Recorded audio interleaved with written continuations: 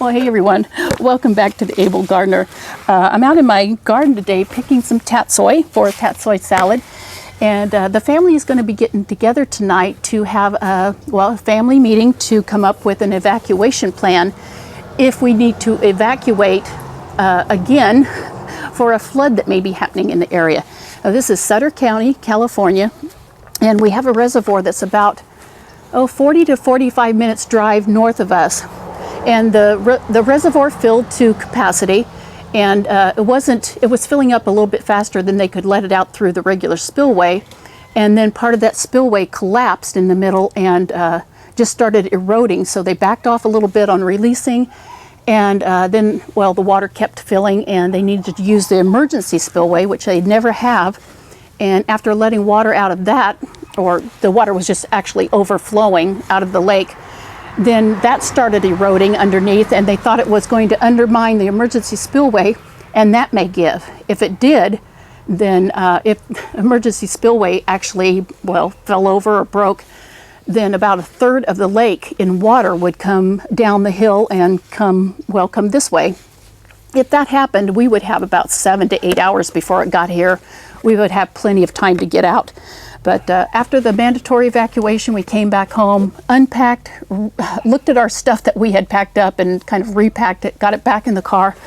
And we're just sitting and kind of waiting to see if we need to evacuate any further or again. And I think this time we would probably head south, and the whole family would go. But we're going to have that family meeting tonight and just come up with a plan as to if they do have another news conference saying, you need to get out, then we want to have a plan of where all of us could go together as a family. That would be nice, because then you know where everybody is and that everybody's safe.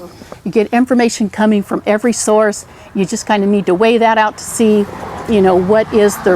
what's really happening, and do you need to leave. So, like I said, we're sitting here pretty much waiting, but we'll have our dinner tonight and get together and see what we're all going to do. So I just wanted to put out this little video and let you know what's going on here in California and what we're going to be doing as a family. And I think that's really important for a lot of families. If you don't have any kind of plan, it's kind of a lull in the information right now. It's probably a good time to get together, figure out what you're going to do, where you're going to go, and do you have everything you need as a family to make it for a few days to a week, or just to be prepared. Anyway, you guys, I'll let you go and get on with my salad. I hope you guys have a good day, and happy gardening, everyone. Bye-bye. So what do you do with your seedlings if there is a case of an emergency or an evacuation, you have to leave home? What do you do with these little guys? Well, I've been taking mine out every day for a few hours and getting them hardened off. That just means bringing your plants out of the house, getting maybe a half an hour to start with, 20 minutes to a half an hour of some sun. Don't give them sun for very long. Get them back in the house, and just do that for a few days, few weeks, whatever it takes to get them used to the sunshine. Like I said, I've been doing that with mine, so they could probably be out here if we were to be gone. But I do have indoor grow lights, and they're on a timer.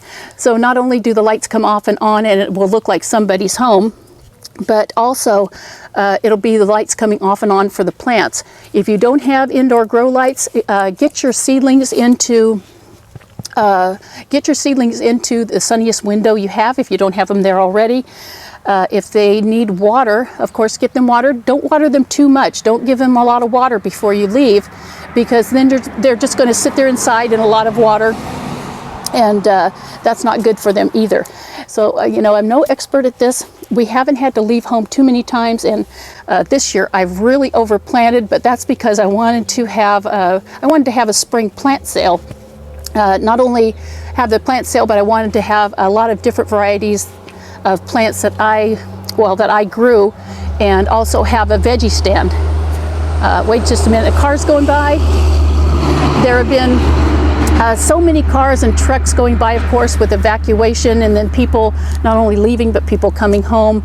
A lot of different fire trucks and ambulance going by. So let me get back to the plants for a minute. Like I said, if you have some place to put them in a sunny window, if you have some kind of greenhouse or something you set up to where your plants are getting some light somehow, then that's a good idea before you leave. You know, I hate to think that after all the planting and getting your seedlings to come up, that you would have to leave for a few days to a week, come back to a lot of dead plants. That would be horrible. But get them in the sunniest spot you can, away from any harsh weather. And like I said, don't, you know, water them if they're dry, but don't water them a lot. You don't want them sitting in that water while you're gone.